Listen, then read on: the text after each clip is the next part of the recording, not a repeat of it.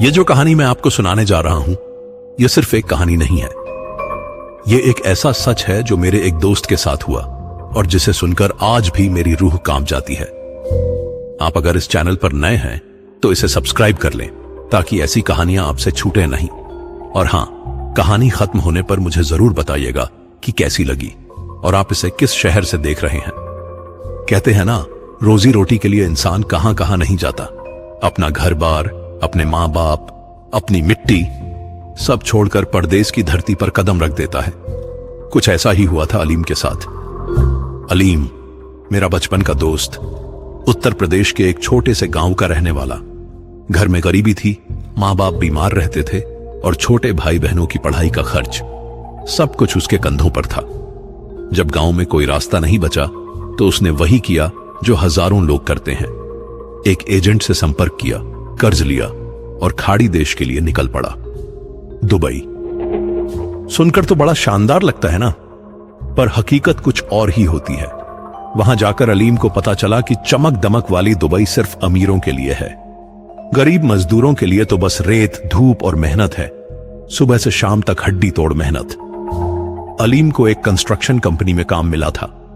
बड़ी बड़ी इमारतों के निर्माण में लगा हुआ था वो। दिन भर तपती धूप में 45-50 डिग्री के तापमान में ईंट सीमेंट ढोना। शाम होते होते शरीर इतना थक जाता कि बस एक ही चाह रहती, किसी तरह अपने कमरे में पहुंच जाए और सो जाए। कमरा भी कोई खास नहीं था। एक छोटे से फ्लैट में 8-10 मजदूर ठुसे हुए रहते थे। हर कोई अपनी अपनी मुसीबतों में उलझा हुआ। किसी को घर से फोन आता कि पैसे भेजो, किसी को पत्नी बीमार होने की खबर मिलती। ऐसे में दोस्ती या बातचीत का कोई मौका नहीं था, बस काम, खाना और नींद। यही था अलीम का रूटीन। शुरू के कुछ महीने तो बड़ी मुश्किल से बीते। घर की याद आती, मां की याद सताती, रात को अकेले में रोना आ जाता। लेकिन फिर धीरे धीरे वो इस जिंदगी का आदी होने लगा। उसने सोचा, बस 2-3 साल और, कर्जा चुका देंगे, घर के लिए कुछ पैसे इकट्ठे कर लेंगे और फिर वापस अपने वतन। यह सपना ही था जो उसे जिंदा रखे हुए था। पर किस्मत को कुछ और ही मंजूर था। एक शाम की बात है, अलीम को कुछ सामान लेने बाजार जाना था। वैसे तो वो सीधा काम से कमरे आ जाता था, पर उस दिन उसे शेविंग क्रीम और कुछ और चीजें खरीदनी थीं। बाजार दूर नहीं था, पैदल ही चला गया। सामान लेकर वापस लौट रहा था, तभी सड़क के किनारे उसे एक औरत दिखी। काले अबाए में लिपटी हुई, चेहरे पर नकाब, बस आंखें दिख रही थीं। और वो आंखें मैं कैसे बताऊं आपको, ऐसा लगा जैसे आग की लपटें हों, गहरी काली, पर उनमें एक अजीब सी चमक थी। वो वहीं खड़ी थी जैसे किसी का इंतजार कर रही हो। अलीम ने पहले तो ध्यान नहीं दिया। वहां तो ऐसे ही कई लोग सड़क पर खड़े मिल जाते हैं। पर जैसे ही वो उसके पास से गुजरने लगा, उस औरत ने आवाज दी, भैया पानी मिलेगा। आवाज में कुछ था, इतनी मीठी, इतनी नर्म कि अलीम के कदम अपने आप रुक गए। उसने मुड़कर देखा। औरत अब उसकी तरफ देख रही थी। उसकी आंखों में एक अजीब सी दर्द और बेबसी थी। हां बिल्कुल। अलीम ने अपने बैग से पानी की बोतल निकाली और उसे दी। औरत ने बोतल ली और धीरे धीरे पानी पिया।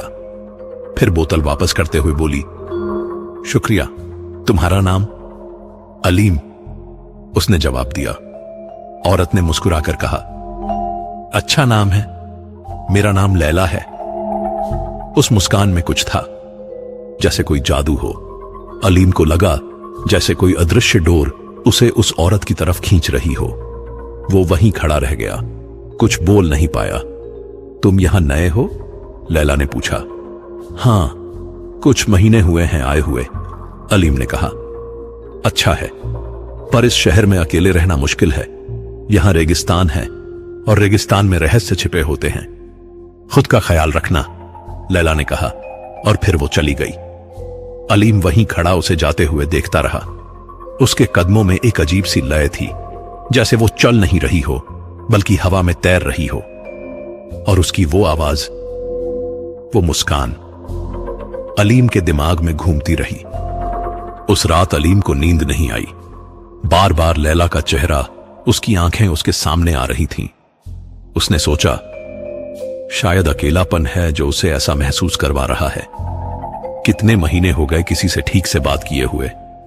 घर से दूर, अनजान शहर में, कोई अपना नहीं। ऐसे में अगर कोई अपनेपन से बात करे तो दिल उसकी तरफ खिंच ही जाता है। पर यह खिंचाव कुछ अलग था। अलीम यह नहीं समझ पा रहा था कि यह क्या है, प्यार, आकर्षण या फिर कुछ और। अगले दिन से अलीम का दिल बाजार जाने को करने लगा। काम खत्म होते ही वो वहां चला जाता, उम्मीद करता कि शायद लैला फिर मिल जाए। पर कई दिन बीत गए, लैला का कोई नामो निशान नहीं था। अलीम निराश हो चुका था। उसने सोचा शायद वो किसी और शहर से आई थी या फिर बस एक बार का संयोग था। पर दिल को समझाना आसान नहीं था। वो रोज उसी रास्ते से गुजरता, उसी जगह पर नजरें ठहर जाती जहां लैला खड़ी थी। और फिर एक दिन जब अलीम को पूरी तरह यकीन हो गया था कि वो फिर कभी नहीं मिलेगी, तभी उसे फिर से वही आवाज सुनाई दी, अलीम।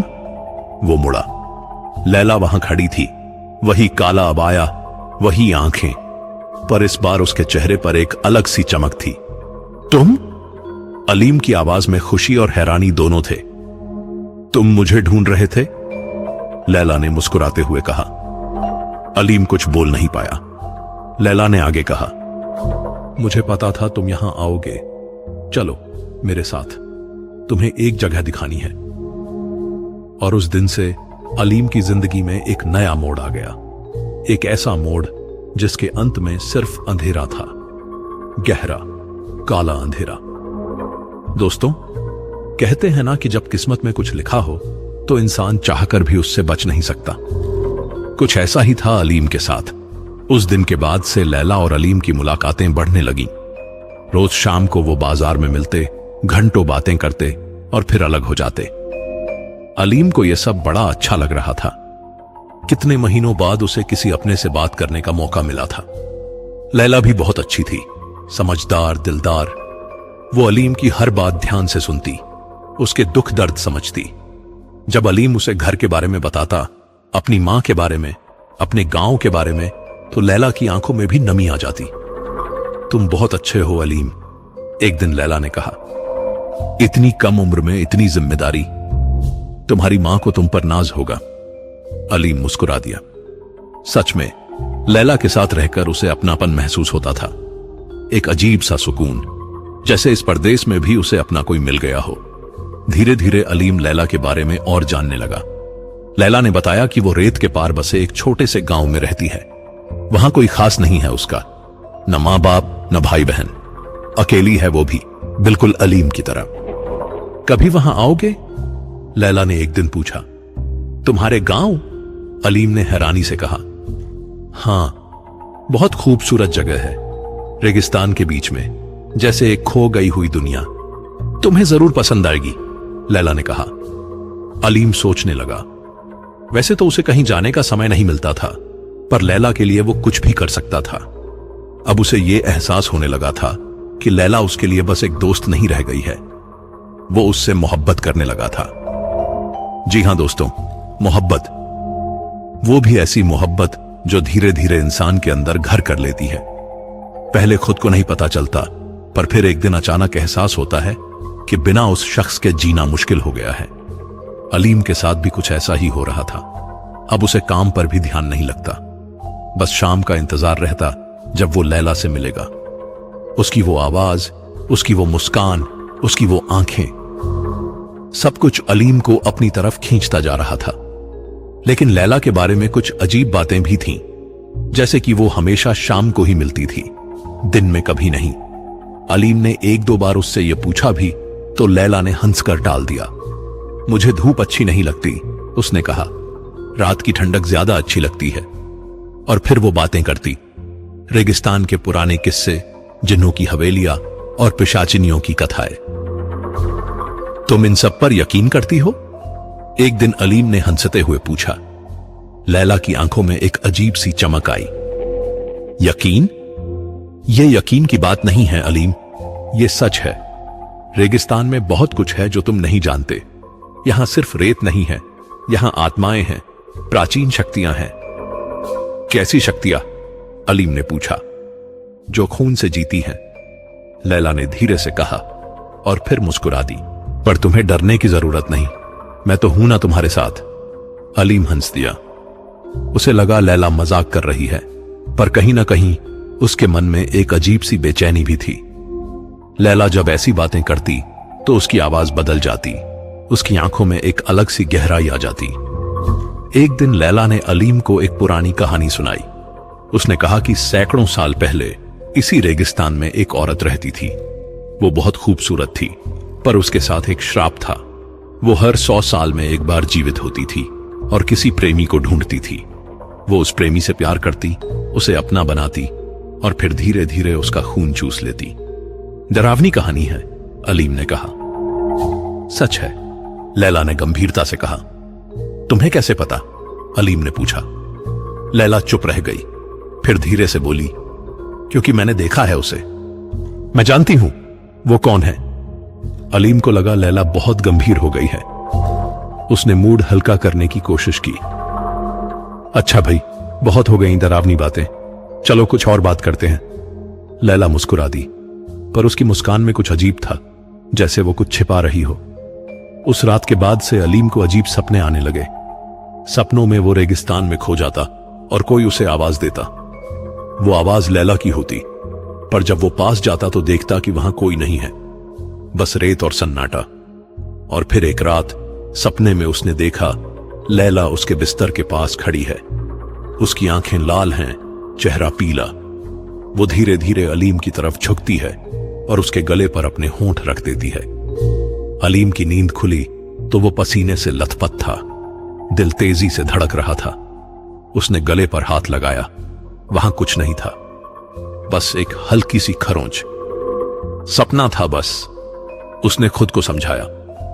पर अगली सुबह जब वो आईने में देखा तो उसके गले पर 2 छोटे निशान थे, जैसे किसी ने काट लिया हो। अलीम डर गया।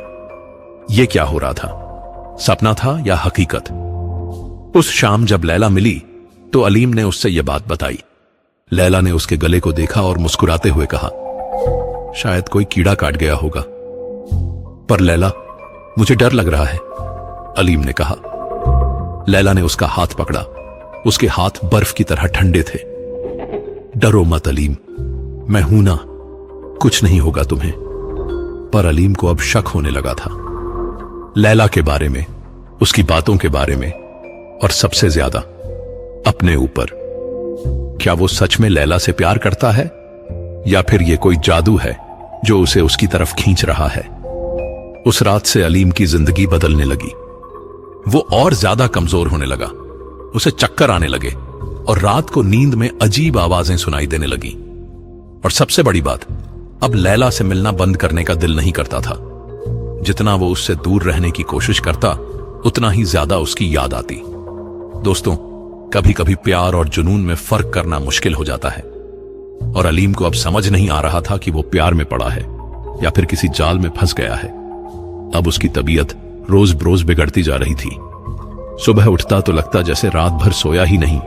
शरीर में दर्द रहता, सिर भारी रहता और चेहरे का रंग पीला पड़ता जा रहा था। काम पर उसके साथी भी नोटिस करने लगे थे। अलीम भाई, तबीयत तो ठीक है ना? एक दिन करीम ने पूछा। करीम उसके साथ ही काम करता था, बांग्लादेश से आया हुआ। हाँ ठीक हूं, अलीम ने कहा, पर उसकी आवाज में दम नहीं था।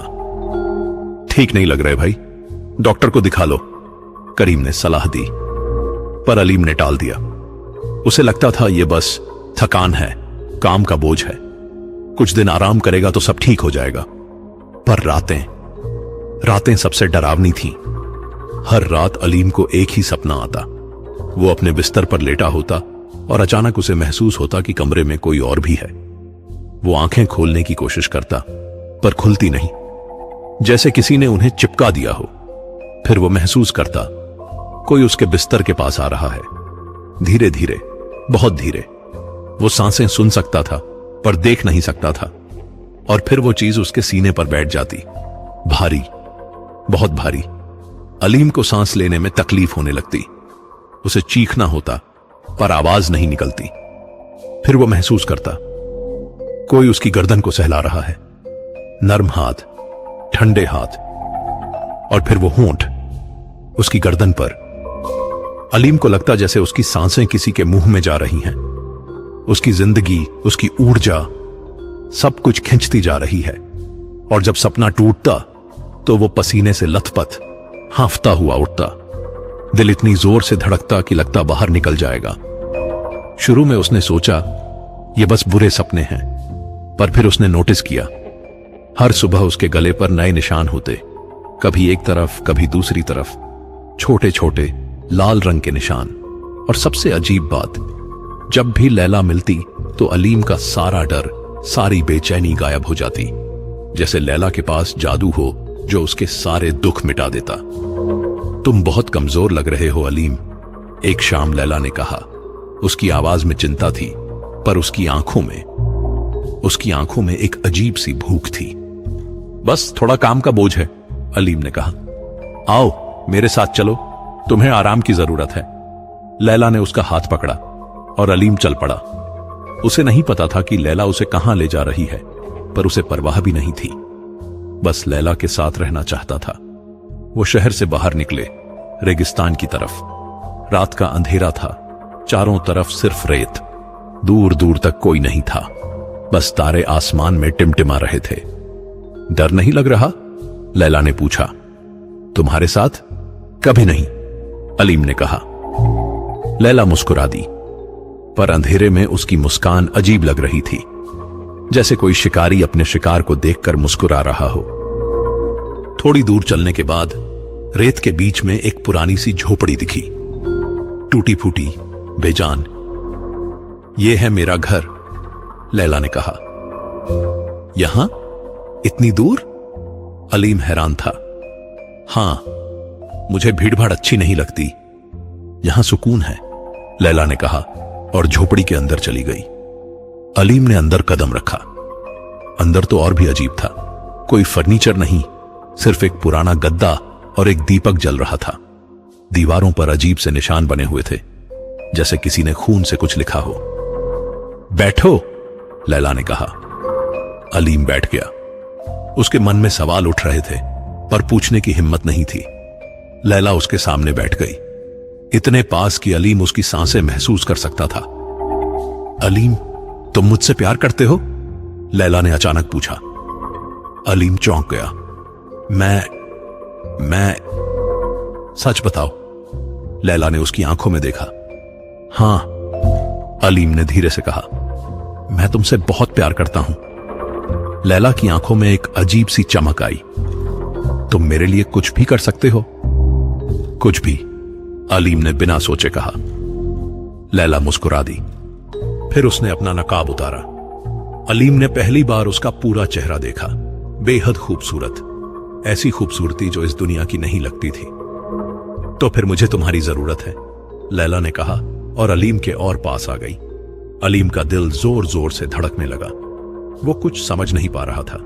लैला उसके बहुत पास थी और उसकी खुशबू, एक अजीब सी खुशबू, जैसे पुराने गुलाब और मिट्टी की।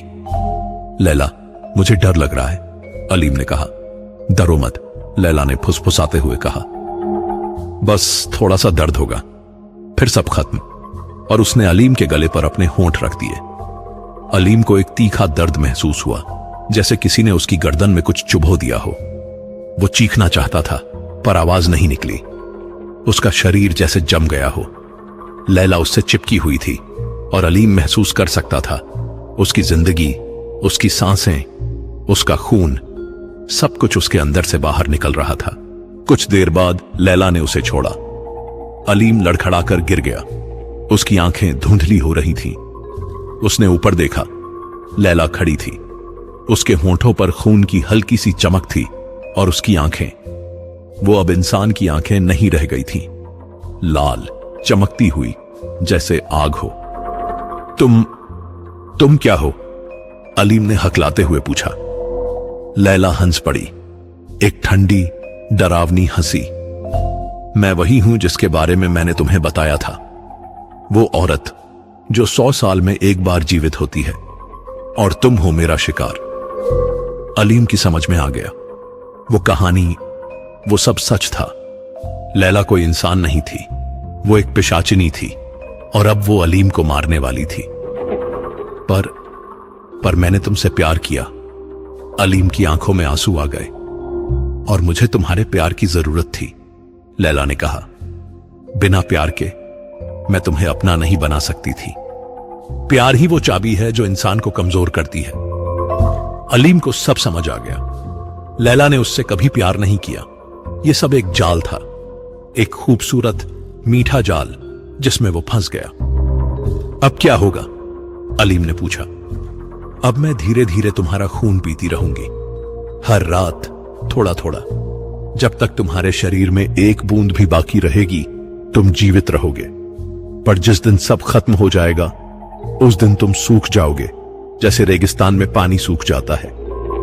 अलीम को अपनी मौत साफ साफ नजर आने लगी। और सबसे डरावनी बात यह थी कि इससे बचने का कोई रास्ता नहीं था। दोस्तों, कहते हैं ना कि इश्क अंधा होता है, पर कभी कभी इश्क इतना अंधा कर देता है कि इंसान जिंदगी और मौत का फर्क भी भूल जाता है। अलीम के साथ भी यही हुआ था। उस रात के बाद अलीम वापस अपने कमरे आ गया। वो बहुत कमजोर था, पर किसी तरह चलता हुआ आया। अगले कुछ दिन वो बिस्तर पर पड़ा रहा। उसके साथी चिंतित थे, पर अलीम ने किसी को कुछ नहीं बताया। क्या बताता कि उसे एक पिशाचिनी ने अपना शिकार बना लिया है? कौन यकीन करता? और सबसे बड़ी बात, अलीम खुद भी इस हकीकत को स्वीकार नहीं कर पा रहा था। उसे अब भी लैला से मोहब्बत थी। जी हां, उस सब के बाद भी यह पिशाचिनी की ताकत थी। वो अपने शिकार को इस कदर अपने वश में कर लेती कि वो मौत को भी गले लगाने को तैयार हो जाता। रातें अब और भी डरावनी हो गई थीं। लैला रोज आती, अलीम के पास लेटती और उसका खून पीती। अलीम कुछ नहीं कर पाता, बस लेटा रहता और अपनी जिंदगी को अपने सामने खत्म होते देखता। कभी कभी वो सोचता भाग जाए, वापस अपने गांव चला जाए। पर फिर लैला की वो आंखें, वो मुस्कान, सब उसके दिमाग में घूम जाती और वो रुक जाता। दोस्तों, ये है प्यार और जुनून का फर्क। प्यार आजाद करता है, जुनून बांध देता है। और अलीम अब एक ऐसे जुनून में फंस गया था जिससे बाहर निकलने का कोई रास्ता नहीं था। अब करीब 2 हफ्ते बीत चुके थे। अलीम की हालत दिन ब दिन बिगड़ती जा रही थी। वो इतना कमजोर हो गया था कि चल भी नहीं पाता था। काम पर जाना तो बहुत दूर की बात थी। उसके साथी उसे डॉक्टर के पास ले गए, पर डॉक्टर भी कुछ समझ नहीं पाया। खून की कमी है, डॉक्टर ने कहा, पर ऐसा लग रहा है जैसे शरीर में खून बनना ही बंद हो गया हो। यह बहुत अजीब केस है। उन्होंने अलीम को खून चढ़ाया, दवाइयां दी, पर कुछ फायदा नहीं हुआ। हर रात लैला आती और जितना खून अस्पताल में चढ़ाया जाता उससे ज्यादा वो पी जाती। अलीम अब जान गया था कि उसका अंत करीब है। और अजीब बात यह थी कि वो डर नहीं रहा था, बल्कि एक तरह से राहत महसूस कर रहा था। उसे लगता था कि मौत ही उसे इस दर्द से मुक्ति दिला सकती है। एक रात जब अलीम अकेला अपने कमरे में लेटा हुआ था तो उसे लैला की आवाज सुनाई दी। अलीम, उठो। अलीम ने आंखें खोली। लैला खिड़की के पास खड़ी थी। इस बार उसने अबाया भी नहीं पहना था। एक लाल रंग की लंबी ड्रेस पहनी थी और उसके बाल खुले हुए थे। चांदनी उसके चेहरे पर पड़ रही थी और वो बिल्कुल एक परी की तरह लग रही थी, एक खूनी परी। लैला, अलीम ने धीरे से कहा, आज तुम्हारी आखिरी रात है। लैला ने कहा। उसकी आवाज में कोई दुख नहीं था, कोई पछतावा नहीं था, बस एक सपाटपन था। मुझे पता है, अलीम ने कहा। डर नहीं लग रहा? लैला ने पूछा। अब नहीं, अब तो बस खत्म होने का इंतजार है, अलीम ने कहा। लैला उसके पास आई और उसके सिर पर हाथ फेरा। तुम अच्छे थे अलीम, सच में तुमने मुझसे सच्चा प्यार किया। पर तुमने नहीं किया, अलीम ने कहा। लैला चुप रह गई, फिर धीरे से बोली, मैं प्यार नहीं कर सकती। मैं एक पिशाचिनी हूं। मेरे लिए प्यार सिर्फ एक हथियार है, एक जाल है जिससे मैं अपने शिकार को फंसाती हूं। तो क्या तुम्हें कभी दुख नहीं होता, कभी पछतावा नहीं होता? अलीम ने पूछा। लैला की आंखों में एक पल के लिए कुछ बदला, जैसे दर्द की एक लहर उसके चेहरे पर आई और चली गई। बहुत पहले, शायद होता था, पर अब मैं सिर्फ ये जानती हूं कि मुझे जिंदा रहने के लिए खून चाहिए और इसके लिए मुझे किसी को मारना होगा। यह श्राप कैसे लगा तुम्हें? अलीम ने पूछा। लैला वहीं बैठ गई अलीम के पास और फिर उसने अपनी कहानी बताई। सैकड़ों साल पहले मैं भी एक आम लड़की थी, एक छोटे से गांव में रहती थी। मुझसे एक आदमी ने प्यार किया, मैंने भी उससे प्यार किया, पर उसने मुझे धोखा दिया।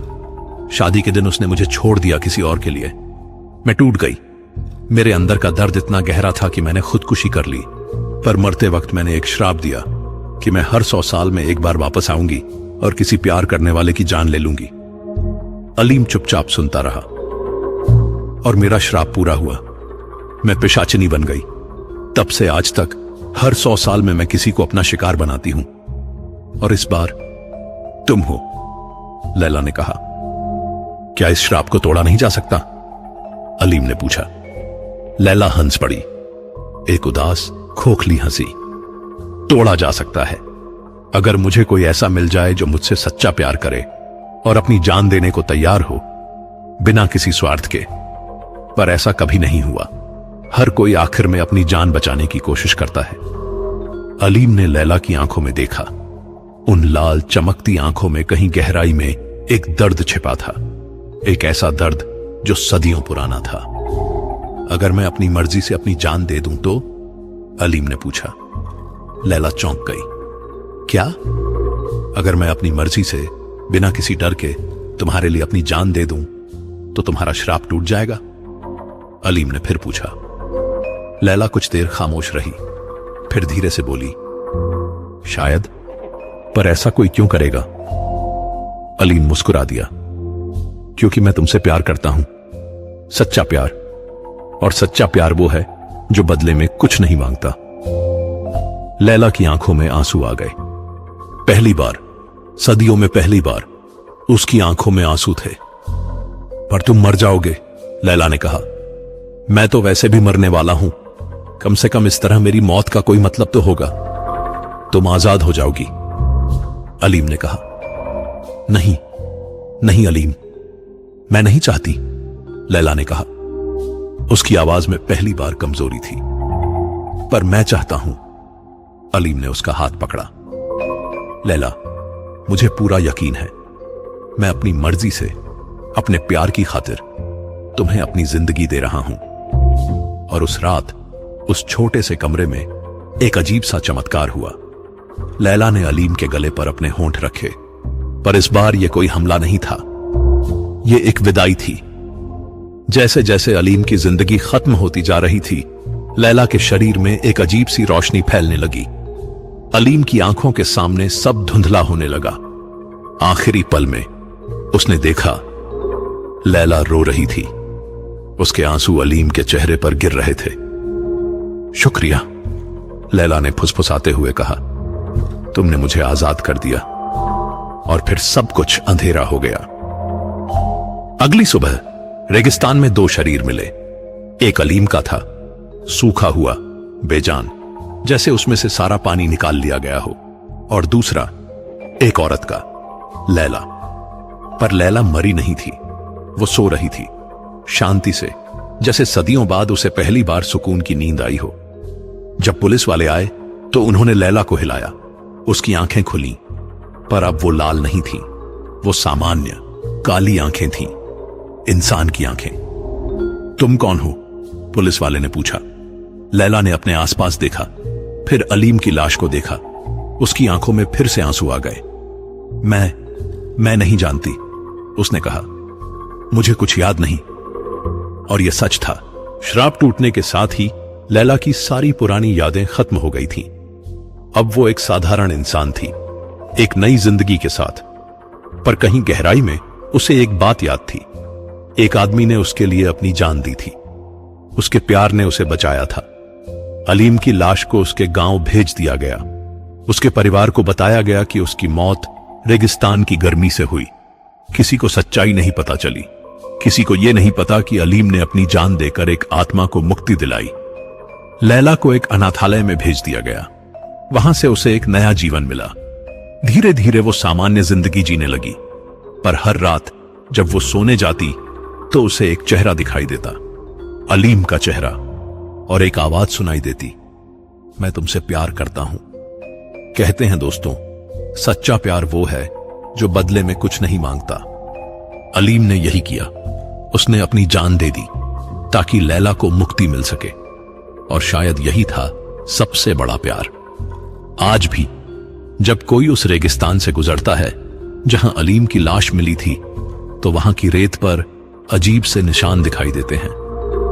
कुछ लोग कहते हैं ये हवा के निशान हैं, और कुछ लोग कहते हैं ये दो लोगों के पैरों के निशान हैं, एक आदमी और एक औरत के, जो साथ साथ चल रहे हैं हमेशा के लिए। क्या यह सच है?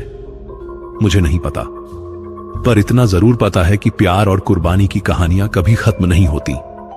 वो हमेशा जिंदा रहती हैं, लोगों के दिलों में, किस्सों में, और कभी कभी रेत के निशानों में भी। तो दोस्तों, कैसी लगी आपको यह कहानी, परदेस की पिशाचिनी? एक ऐसी कहानी जो डरावनी भी है और दिल को छू जाने वाली भी। अगर आपको यह कहानी अच्छी लगी तो लाइक करें, शेयर करें, और कमेंट में जरूर बताएं कि आप कहां से देख रहे हैं।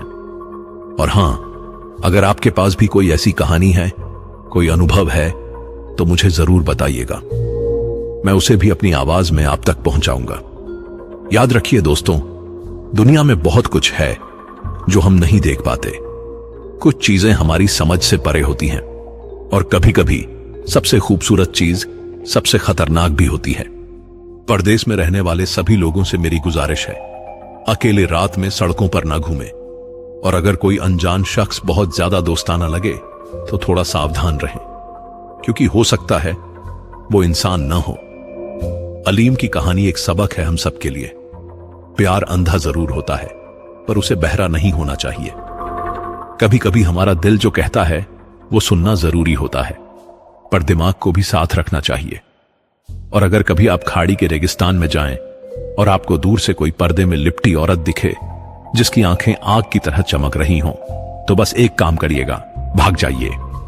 जितनी तेज भाग सकते हैं उतनी तेज भागिए, क्योंकि हो सकता है लैला फिर से लौट आई हो, या फिर कोई और पिशाचिनी।